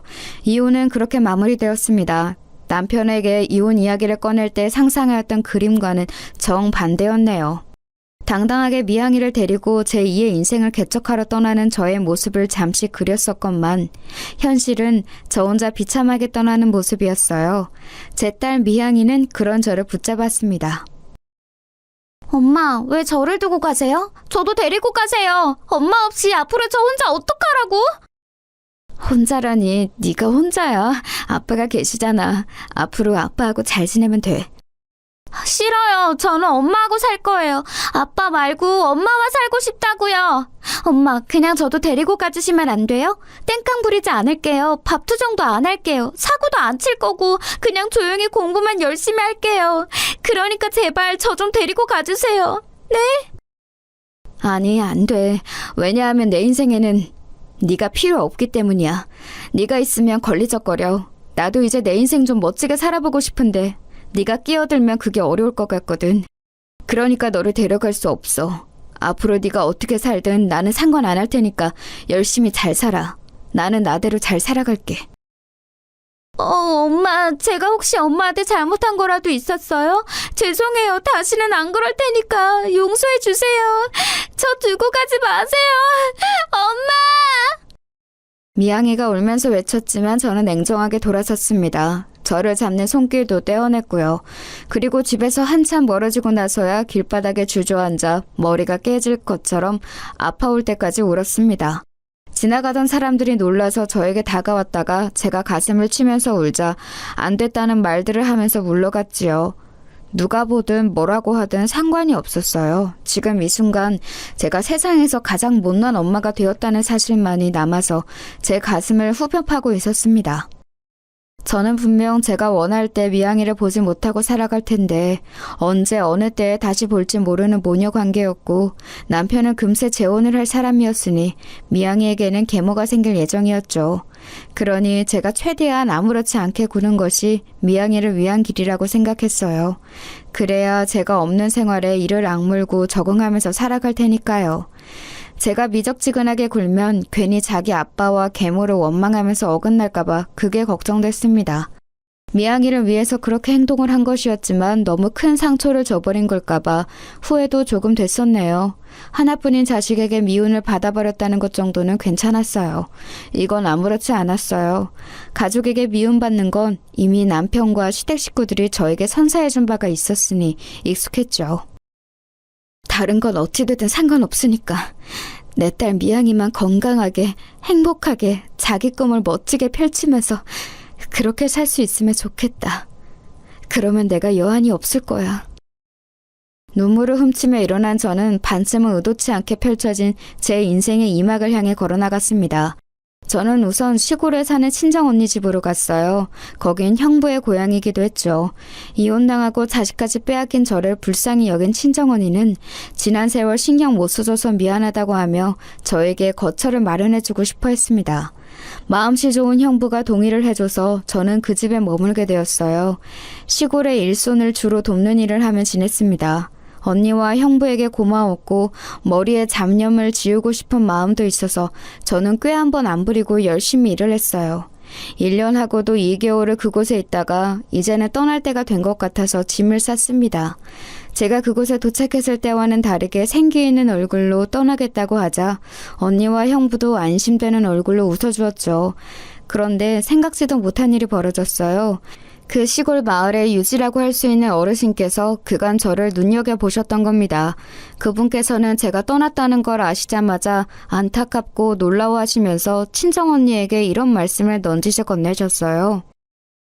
내가 건너 아는 사람의 일인데 그 양반의 며느리가 사고로 세상을 떠나서 아들이 혼자가 됐거든. 손자 하나, 손녀 하나 이렇게 둘이 있다던데 그 아들 녀석이 바깥일만 할 줄 알지 살림 같은 것과는 영 인연이 없나 보더라고. 어찌 애들을 계속 혼자 키울 수 있겠어. 일찍 결혼했던 탓에 나이도 아직 젊은데. 그러니까 저를 그 지인의 아들이라는 사람과 붙여주고 싶다는 의미였습니다. 친정언니에게서 그 이야기를 전해들은 저는 황당무계한 이야기라고 생각했고 그대로 대답을 해주려고 그랬어요. 하지만 뭔가 제 입에서 머뭇거림이 먼저 나갔습니다. 거절의 말이 얼른 안 나가더라고요. 아주 이상한 일이었죠. 제가 망설이는 사이 친정언니가 남녀 일은 생각처럼 어차피 흘러가지 않으니 부담 가지지 말고 그 상대와 한번 만나서 인사나 나눠보는 게 어떻냐고 그랬습니다. 친정언니로서는 그 동네에서 힘 있으신 분이 주신 제안을 거절하기 어려운 모양이었어요. 그래서 저는 거절할 도리가 없는 것처럼 굴며 그 상대의 얼굴이나 보겠다고 그랬습니다. 어이가 없었던 건 상대는 아예 생각도 못하고 있었다는 점이에요. 바쁘게 살고 있던 어느 날 부친을 통해서 멀리 알고 지내는 지인이 웬 여자 하나를 너에게 소개시켜주고 싶다고 한다는 소리를 들은 거였죠. 당황한 그 사람은 거절하려고 했으나 딱히 거절한 명목이 없어서 어쩔 수 없이 자리에 한번 나와보게 되었어요. 그게 제 남편과 저의 만남이었죠. 저에게 배신을 선사하였고 끔찍한 이혼을 선사해준 전 남편 말고 진짜 제 남편과의 인연은 이런 모습이었습니다. 남편과는 처음부터 대화가 잘 통했던 것 같아요. 일 때문에 늘 바쁜 사람인지라 느긋한 맛은 없었지만 사람이 꽤 진솔한 매력이 있었어요. 말을 허투루 하지 않았죠. 결혼하고 5년 뒤에 모친상을 당했던 남편이었는데 배우자마자 떠나보내게 되자 마음이 침울하게 가라앉은 상태로 살고 있었습니다. 그러나 자식들 앞에서 나약한 모습을 보일 수 없어서 강인한 척 연기를 하고 있었죠. 남편이 약해진 자기 마음을 내어보일 자리가 되어주고 싶었어요. 왠지 보듬어주고 싶더라고요. 그리고 남편은 저를 보면서 버팀목이 되어주고 싶다는 생각을 했다고 합니다. 서로가 잘 맞았던 거예요. 남편에게는 아들과 딸이 하나씩 있었기에 재혼을 하면서 저는 그 아이들의 엄마가 되었습니다. 당시에 아들이 중3, 딸이 중2였습니다. 한창 예민한 중학생 사춘기 시기였죠. 갑자기 하루아침에 등장한 계모의 존재를 쉽게 받아들여줄 것 같지는 않았어요. 그래서 애초에 큰 기대를 내려놓았으나 상상 이상으로 아이들은 거칠었습니다. 남편의 앞에서는 어느 정도 저를 대우해 주었으나 남편이 없는 자리에서는 숨겨진 발톱을 드러냈었죠. 아들이 저를 비꼬면 옆에서 딸은 맞장구를 치다 못해 한수를 더 떴습니다. 아줌마, 우리 집 재산 노리고 아빠하고 재혼하신 거죠? 그런데 이걸 어쩌나? 생각만큼 우리 집에 그렇게 잘 살지는 않은데. 이거 완전히 개고생만 하다가 허탕치시겠는데요? 아줌마네 집은 엄청 못 살죠? 척이면 척이지. 식당에서 초라하게 열고 말았던 그 재혼식, 그것도 웃겼는데. 아줌마네 가족들은 더 웃겼어요. 저는 중학교 애들이 이렇게 말을 악랄하게 하는 줄을 그때 처음 알았어요. 다 큰 성인들이 작정하고 남에게 상처를 주는 것에 비견될 정도로 대단하더군요. 다만 아직 미성년자 학생인 만큼 치기 어린 마음만 앞설 줄 알았어요. 그러니까 자기가 정확히 어떤 말을 하고 있는지 알지 못한 채 그저 되는 대로 떠드는 모습들이었습니다. 처음에는 애들의 거센 말투에 놀랐고 상처도 받았는데 시간이 지나면서 그런 모습들이 파악이 되니까 저도 나름의 여유가 생겼던 것 같아요. 남편이 걱정을 할까봐 굳이 그런 것들을 다 알리지 않았던 게 초반의 이유였다면 적응을 마치고 나자 제 선에서 애들을 상대하고 싶다는 생각이 들어서 남편에게 이런 것들을 다 말하지 않았습니다. 마음껏 비웃고 저를 조롱하는데도 제가 의연하게 웃어 보이자 애들은 점차 주춤대기 시작했어요. 표정들을 보면 이게 아닌데 하는 생각들이 느껴졌죠. 제가 자기들의 말과 행동에 상처를 받고 겁을 집어먹기를 원하는 애들이었습니다. 명색의 어른인데 그 장단에 쉬이 맞춰줄 수는 없었네요. 하고 싶은 말은 다 했어? 그러면 이제 밥 먹어. 그러다가 국이 다 식겠다. 너희들이 좋아하는 감자 계란국 지난번보다 맛있게 해보려고 노력을 하기는 했는데 맛이 어때? 저번에는 건더기가 너무 자잘해서 별로였다고 했지? 오늘은 어때? 뭐야, 아무렇지 않은 척 하시면서 괜히 이런 틈을 타서 저희한테 친한 척 하지 마세요. 저희는 아줌마하고 친해지고 싶지 않으니까요. 그치, 오빠? 맞아요. 아줌마는 저희 남매와 친해지면 이득이겠지만 저희는 그렇지가 않거든요. 남일 좋은 일은 시켜주고 싶지가 않아요. 아줌마는 저희하고 피 한 방울 안 섞인 남이잖아요? 아, 그래? 알았어. 국이나 맛있게 먹고 밥이나 안 남기고 먹어준다면 좋겠다. 나는 너희에게 따로 바라는 건 없어. 그냥 잘 먹고 잘 자고 건강하게 자라주면 돼. 둘이 눈에 도끼를 품고 저에게 말을 쏘아댔지만 저는 차분하게 반응할 뿐이었죠. 그러자 애들은 약이 오른 듯하면서도 저에게 더 공격할 거리를 찾지 못해서 입을 다물었습니다.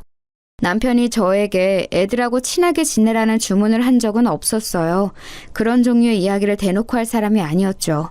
하지만 저는 너무나도 당연하다면 당연하게 남편이 자기 자식들과 제가 잘 지내기를 바란다는 것을 눈치채고 있었습니다. 일을 마치고 집으로 돌아온 남편에게 애들 일과를 이야기해주면 안 그런 척하면서도 무척 반색을 했으니까요. 애들이 비록 드센 편이었고 저에게 함부로 말을 하긴 했으나 자기 아빠 앞에서라도 저에게 고분고분한 척을 해주니 그것만으로도 우선은 감지덕지네였네요. 저는 애들이 무섭지 않았으니 시간이 약이라는 말처럼 계속 살다 보면 가까워질 거라고 여겼습니다. 무탈한 나날이 이어질 거라고 믿었던 때에 딸이 사고를 치고 말았습니다. 고등학생이 된 딸은 생각만큼 성적이 따라와 주지는 않았는데 마음은 조급하니까 공부를 잘하는 같은 반 친구가 미웠던 모양이에요. 그 친구가 과목별로 요점 정리를 해놓은 공책을 딸이 훔쳤습니다. 그랬다가 딱 걸렸는데 문제는 그때가 처음이 아니었던 것이었죠. 이미 지난 몇 달간 그 친구의 공책, 문제집, 필기구 등을 훔쳐다가 자기가 몰래 쓰거나 내다 버려왔던 거예요. 그런 전말까지 밝혀지자 선생님께서는 학부모를 호출하셨고 제가 학교에 갔습니다. 선생님께 사과를 드리고 재발 방지를 약속하는 그런 과정만 머릿속에 그리고 간 저는 당황하고 말았어요. 피해 학생의 양친이 학교에 와 계셨습니다. 그리고 딸은 분한 얼굴로 입술을 꾹 다물고 눈물만 뚝뚝 흘리고 있었어요. 그런 쪽에 문외한인 제가 보기에도 비싼 명품인 것들을 몸에 두르신 피해 학생의 모친께서는 딸에게 삿대질을 하시며 앞길을 망쳐놓겠다고 하셨습니다. 너같이 싹수 노란 애는 커서도 똑같겠지. 갱생이라는 게 안 될 거야. 학교 측에서 교칙 따져가며 내리는 징계? 눈물 어린 사과? 그딴 거 다 필요 없어. 나는 네가 대학을 가든 취업을 하든 결혼을 하든 그때마다 네가 도둑년이라는 걸 널리 알릴 테니까 어디에서 무엇을 하든 얼굴을 못 들게 다니게 해줄게. 감히 내 딸의 학업을 그따위로 방해해놓고도 두 다리 뻗고 잘 생각을 했다면 너는 크게 착각한 거란다. 이 천하의 몹쓸 도둑년아. 너 같은 쓰레기 종자를 낳고 키운 부모 면상이 참 궁금하다. 듣는 것만으로도 심장이 아려오는 모진 소리였습니다. 억장이 무너진 채로 그곳에 다가간 제가 피해 학생의 양친을 향해 정중하게 인사를 드렸습니다. 조용한 목소리로 제가 엄마입니다 라고 하자 그 두 분도 움찔하셨지만 제 뒤에선 딸이 흠칫하는 게 느껴졌어요. 정말 죄송하게 생각합니다. 전부 다 제 불찰입니다. 제 딸은 영특하고 착한 아이예요. 다만 공부 욕심이 많고 때때로 의욕이 넘쳐서 충동적인 일을 벌일 때가 있습니다만 그뿐이에요. 이렇게 멀쩡한 아이를 결코 옳지 못한 행동을 하도록 만든 원흉이 바로 저입니다. 예? 그렇다면 혹시 어머니께서 그거 훔쳐라 저거 훔쳐라 이렇게 지시라고 하셨다는 건가요? 아니요, 그런 의미는 아니었습니다. 저는 제 딸이 그런 잘못을 저질렀는지 몰랐어요. 지난 몇 달간 눈치조차 채지 못했죠. 그러니 저의 잘못입니다. 학교에서 무슨 일이 있었는지 들여다보려고 노력하지 않았고 안일하게 지나치고 말았던 부족한 엄마의 잘못이에요. 아직 미래가 창창하고 꿈이 많은 아이입니다. 부디 마음 너그러이 써주셔서 제 딸이 그릇된 행동을 교정하고 옳게 된 앞날을 살아갈 수 있도록 그 미래를 온전히 누릴 수 있도록 부디 이번 일을 용서해 주세요. 감히 용서를 구합니다. 부탁드려요. 다시는 이런 일이 일어나지 않도록 제가 더욱 노력하는 엄마가 되겠습니다. 다시 한번 제 딸이 저지른 잘못에 대해 죄송하다는 인사를 전합니다. 저는 깊숙이 허리를 숙여 인사를 드렸습니다. 필요하다면 언제든 무릎을 꿇을 준비가 되어 있었고요. 하지만 다행히 그럴 필요는 없었어요. 무척 난감하고 떨떠름하다는 표정으로 피해 학생의 양친께서는 이번 일을 이쯤에서 넘어가겠다고 해주셨습니다. 그러자 안심이 된 것인지 딸이 한숨을 내쉬면서 잠시 몸을 휘청거리더라고요. 많이 걱정했고 긴장했을 테지요.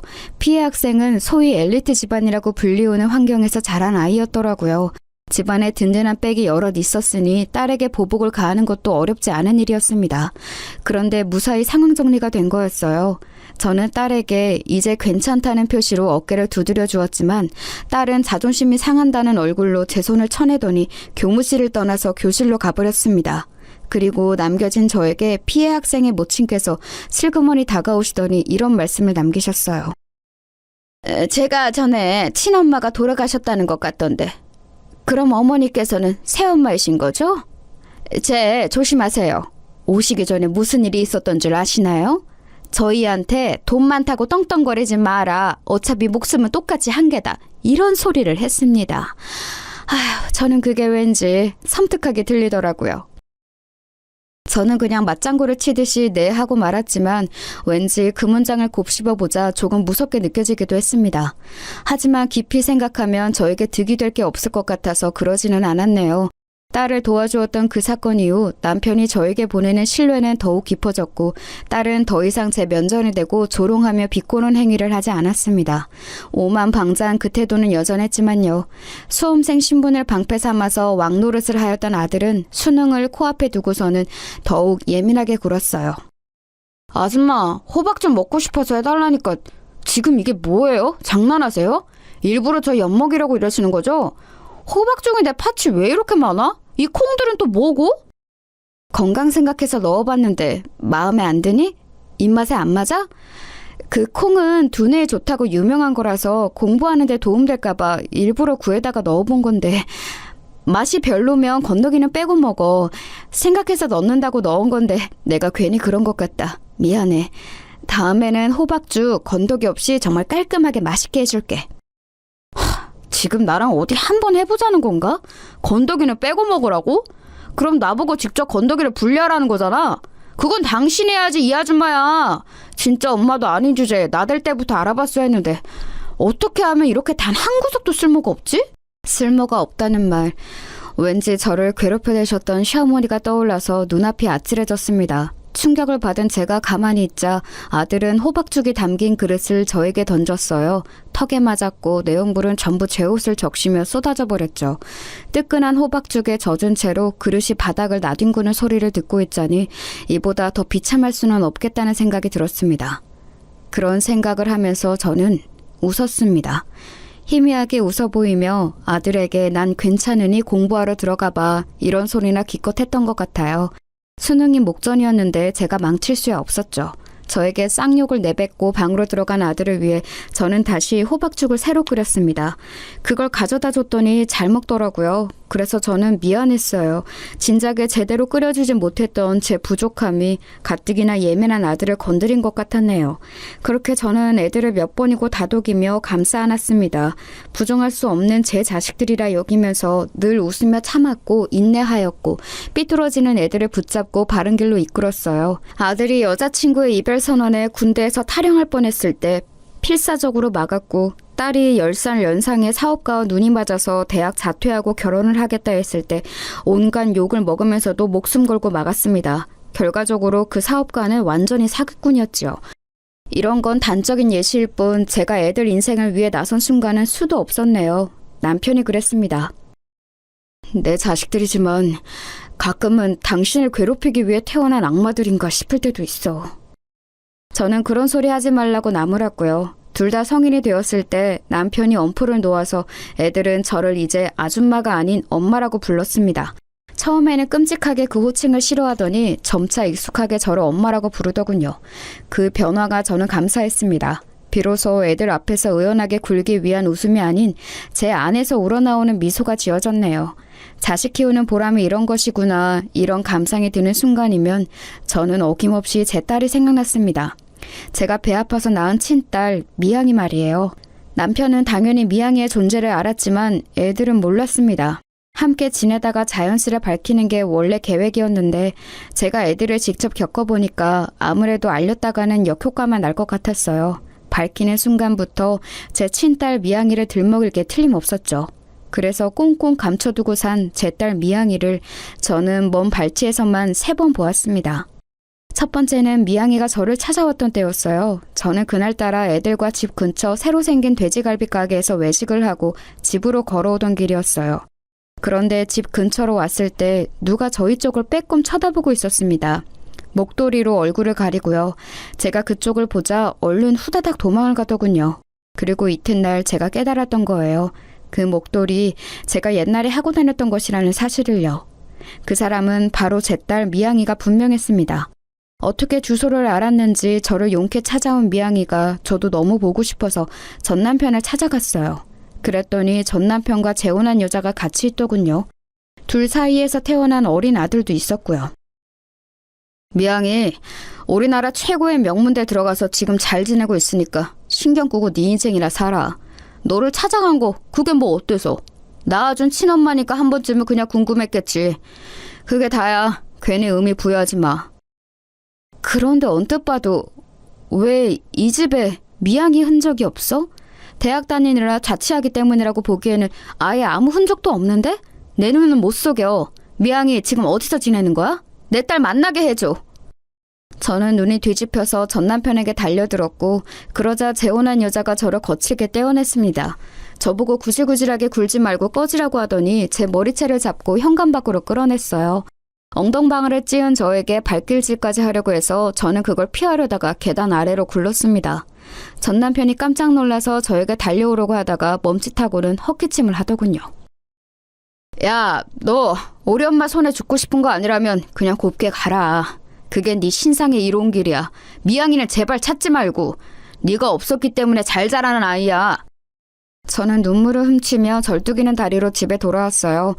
제가 절뚝거리는 걸 보고도 TV를 보고 있던 아들은 하품을 크게 하며 부침개 해달라고 하였고 방에서 나온 딸은 내 큐빅 귀걸이 한 짝 못 봤냐고 물었습니다. 그게 다였어요. 그날 늦게 귀가한 남편이 제 다리를 보더니 화들짝 놀랐고 어쩌다 이랬냐고 괜찮냐고 난리법석을 피웠습니다. 저를 걱정해주는 반응에 고작 그것만으로도 울컥해서 저는 빨리 대답을 못했었죠. 제가 조용히 눈물을 흘리자 남편은 가만히 저를 안아주었습니다. 재혼으로 만난 이 남자에게서 늘 위로를 받았고 평안함을 느껴온 바였어요. 그랬기에 성격 포악한 애들을 인내하며 살아올 수 있었죠. 왜냐하면 이 남자의 자식들이니까요. 결코 포기하거나 저버릴 수 없었던 이유였어요. 그리고 세월이 흐르면서 저도 애들에게 인간적인 정이라는 게 들어보니 모양이었어요. 절뚝이며 걷는 저를 보고도 본체 만체 굴었던 애들이지만 전혀 밉지 않은 걸 보면 어찌됐든 제 자식이라는 게 느껴졌죠. 저는 그 이후로 제 친딸 미양이를 보고 싶어서 다니는 학교에 몰래 찾아갔습니다. 먼말치에서 미양이가 벤치에 앉아 음료수를 먹으며 책을 읽는 모습을 아주 한참이나 지켜보았어요. 미양이가 자리를 뜰 때까지 말이죠. 몇 달 뒤에는 도서관 앞 계단에서 친구와 이야기를 나누는 모습을 지켜봤고요. 학교는 드넓었고 제가 미양이가 듣는 강의를 아는 것도 아니었기에 무작정 찾아가는 도박을 한 것 치고는 그래도 흐뭇한 성과였네요. 미양이가 졸업한 이후로는 보러 갈 수가 없었고요. 결혼을 하게 된다면 그때는 왠지 저에게 연락이 올 것 같은데 과연 어떻게 반응을 해줘야 할지 저는 벌써부터 그런 고민을 하고 있었습니다. 그리고 예고 없는 비극이 저를 찾아왔어요. 고향 친구들과 오래간만에 만나서 낚시를 갔던 남편이 싸늘한 주검이 되어 제 곁으로 돌아왔습니다. 물에 빠진 학생을 발견하자 구하려고 뛰어들었다가 그렇게 되었어요. 그 학생은 살았으나 남편은 영원히 잠들고 말았습니다. 저는 차갑게 식은 남편을 붙잡고 세상이 떠나갈 듯 울었습니다. 도대체 왜 이런 비극이 일어나야만 했는지 이해할 수 없었고 이해하고 싶지도 않았어요. 극심한 충격으로 저는 며칠간 말도 하지 못했습니다. 실어증을 잠시 앓은 거였죠. 그만큼 절망에 빠져있던 제 눈에 애들이 들어왔어요. 다 큰 어른이 되었지만 여전히 정신적으로 제 눈에는 미성숙해 보이는 애들. 어렸을 때 엄마를 잃었고 다 크고 나서는 아빠까지 잃게 된 애들. 그 애들은 제 자식들이었습니다. 제가 애들을 위해서라도 무력하게 주저앉아 있을 수는 없다는 생각이 들었어요. 크게 낙심해서 우울해져 있는 애들을 다독이기 시작했습니다. 하늘나라로 먼저 여행 간 아빠 보시기에 부끄럽지 않은 인생들을 살았으면 좋겠다며 그런 격려와 응원의 말을 끊임없이 해주었죠. 애들은 점차 기운을 차렸고 각자 취업도 했으며 결혼을 전제로 하는 진지한 연애들도 시작했습니다. 남편이 떠난 이후에 진작에 내놓았던 집은 급한 게 아니었으므로 가격을 낮추지 않았는데 꽤 오래 걸려서 매매가 되었어요. 집을 판 돈은 애들에게 공평히 반반씩 나누어 주었습니다. 둘 다 나가서 살고 있었기 때문에 생활하는 것에도 아주 큰 도움이 될 돈이었죠. 미래를 계획하기에도 안성맞춤이었고요. 다만 저에게 애들이 지나가는 말로나마 저는 제 몫을 챙기지 않아도 되냐고 물어보지 않는 게 살짝 서운했네요. 시간이 지나자 제가 먼저 연락하지 않으면 연락을 하지 않는 애들의 태도에도 왠지 섭섭함을 느꼈고요. 그러던 어느 날 저는 아주 오랜만에 건강검진을 받아보았다가 제가 암에 걸렸다는 사실을 알게 됐습니다. 그것도 말기였어요. 몸이 안 좋다고는 생각했었지만 암과 연결 지어볼 생각은 한 적이 없었기에 하늘이 무너지는 듯 했습니다. 저는 당연히 곧장 애들에게 연락을 했어요. 병원에 있다고 아주 중요하게 할 이야기 있으니 꼭 와달라고 그랬습니다. 내가 암에 걸렸대. 그리고 지금 상태가 말기라서 마음의 준비를 하고 있어야 할 것 같대. 나는 아직 너희 아빠를 따라갈 준비가 안 됐는데 나 어쩜 좋으니? 네? 암 말기라고요? 그럼 돌아가시겠네요? 저 지금 여자친구하고 결혼 얘기를 하던 중이었는데 결혼식 날짜를 신중하게 한번 생각해봐야겠어요. 아예 나중으로 잡는 것도 나쁘지 않겠네요. 하실 말씀 다 하셨으면 저는 바빠서 먼저 가볼게요. 아들이 죄송하다는 표정을 지어 보이고 병실을 빠져나갔습니다. 순식간에 벌어진 상황에 저는 넋을 잃고 말았어요.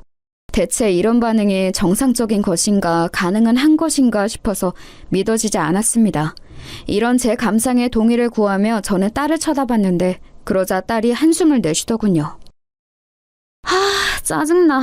왜 암에 걸리셔서 사람을 귀찮게 만드세요? 이런 얘기 듣고 가만히 있으면 나쁜 년 되는 것 같아서 짜증난다고요. 너는 지금 네 기분과 네 입장이 더 중요해? 어떻게 그럴 수가 있어? 사람이라면 이래서는 안 되지. 훈계하면서 슬슬 감명시키려고 밑바까시는 거죠? 안 통해요. 저도 오빠처럼 많이 바빠서요. 죄송하지만 임종 때나 올게요. 1시간 안에 돌아가실 것 같을 때만 부르세요. 어차피 아빠 돌아가셔서 재산 정리도 끝난 마당에 무슨 볼일 있다고 참나. 딸이 투덜대며 병실을 나갔고 저는 지난 세월을 곱씹어봤습니다. 제가 뭘 그렇게 잘못했나 싶어서요. 그런데 가슴에 손을 얹고 생각을 해봐도 저는 애들에게 잘못한 게 없었습니다. 살신 성인의 자세로 살아온 게 잘못이라면 잘못이었지요. 제 가슴에 피멍이 들고 눈에는 피눈물이 흐르던 그때였어요.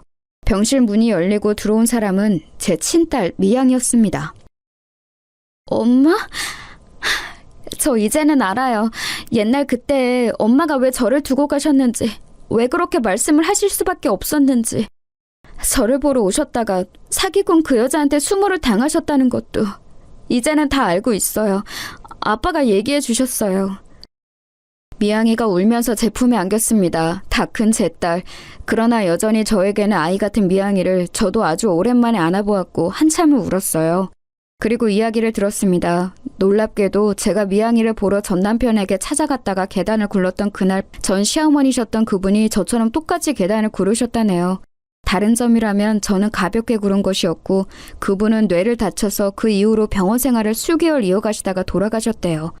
전 남편은 이걸 두고 제 원한이 내린 저주라고 했다고 합니다. 그런데 전 시어머니 그분이 돌아가시고 2달이 지났을 때 웬 남자가 찾아오더니 전 남편에게 당신 아들은 내 아들이라고 했다는 거예요. 알고 보니 재혼한 그 여자는 다른 남자와의 사이에서 아들을 가진 것이었고 전 남편을 속여왔던 겁니다. 친자 검사를 해봤더니 그 아이는 정말 전 남편의 핏줄이 아닌 것으로 나왔고요. 게다가 그 여자는 미양이를 찬밥 취급하면서 단 한 번도 따뜻한 말 한마디를 해준 적이 없다고 했습니다. 미양이를 일찍 자취를 시키며 내쫓았고요. 당연히 이혼이었죠. 전 남편은 미양이에게 저와 이혼했던 옛날이 생각난다며 옛 이야기를 해준 것이었죠.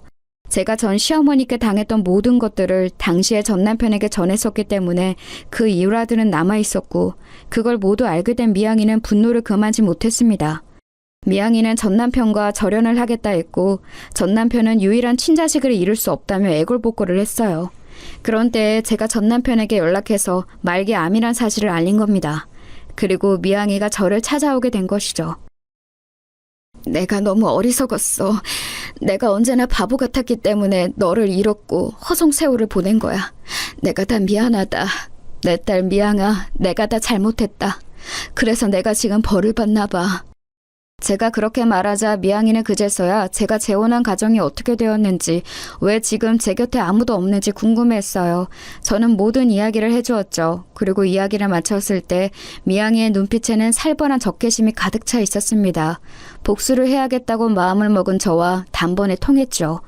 복수를 위해 쓰기 좋은 용병은 이미 준비되어 있었어요. 전 남편이요. 아들이 결혼을 꿈꾸며 푹 빠져있는 여자친구의 직장, 가족들이 살고 있는 집에 전단을 쫙 돌렸습니다. 제작한 그 전단의 내용은 아들이 침대에 여자 속옷을 쫙 늘어놓고 심지어는 자기가 직접 착용도 한 채로 찍은 사진이 커다랗게 박혀 있었죠. 아들은 여자 속옷에 집착하는 이상한 성향이 있었습니다. 그런 비밀을 숨기고 있기 때문에 늘 예민했던 것이죠.